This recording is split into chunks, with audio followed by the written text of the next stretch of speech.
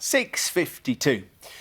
Now, the devastation caused to forests by ash dieback is something we've covered many times here on Breakfast. But now another, possibly even greater threat to plants and trees is edging ever closer to British shores. It's a bacterium called Xylella fastidiosa, and it's already damaged thousands of olive trees in Italy, and it's spread to France. Could it get here? Well, we've sent Alex Dunlop to a tree farm in Cambridgeshire to tell us more. And that's the concern, isn't it, Alex? It's not here perhaps just yet, but when it hits, if it hits, it could be worse, even worse than the ash dieback we saw. Yes, well, hopefully it never will arrive on our shores. This is Bartram Trees in the Cambridgeshire Fens, one of the country's biggest tree growers.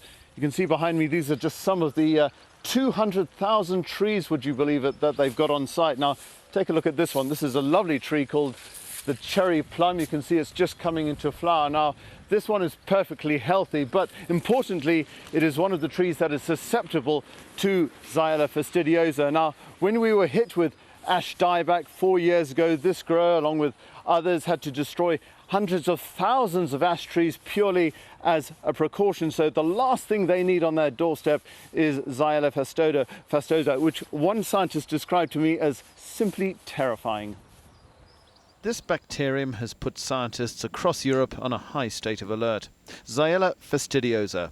Originally from South America, it was first confirmed in Italy 3 years ago, devastating hundreds of olive trees. Mi chiamano Xylella fastidiosa. Sono un batterio attacco. Carried by insects, the symptoms include wilts, dieback and scorched leaves. Many trees die.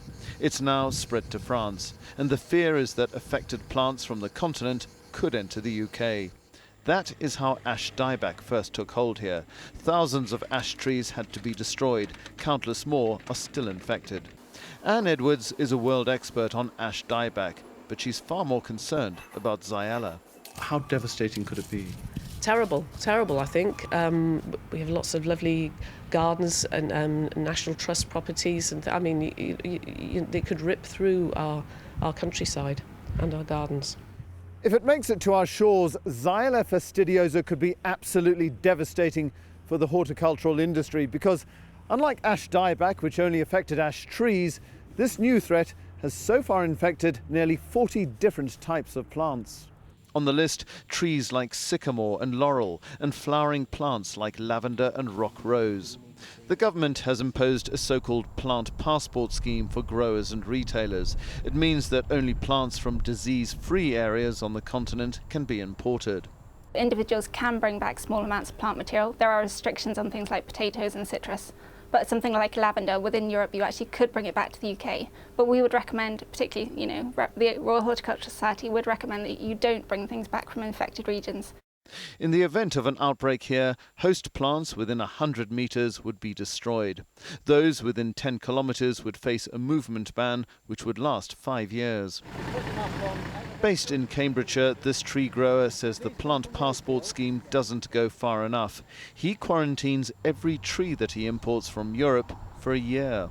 We've always done this, and we've been beating the drum on this for ages, and we just want people to follow suit. It's so irresponsible to buy plants in from anywhere, not knowing where they've come from, and that's why there's a problem with plant diseases in the country. The government says it's learned lessons from ash dieback and is prepared.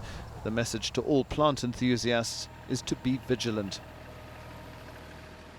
And of course, the other message is, if you're a plant enthusiast going to the continent, do be responsible. Here at home, pick a reputable seller, ask them where the plant came from. There is, of course, a lot more information on this disease on the DEFRA website. Back to you.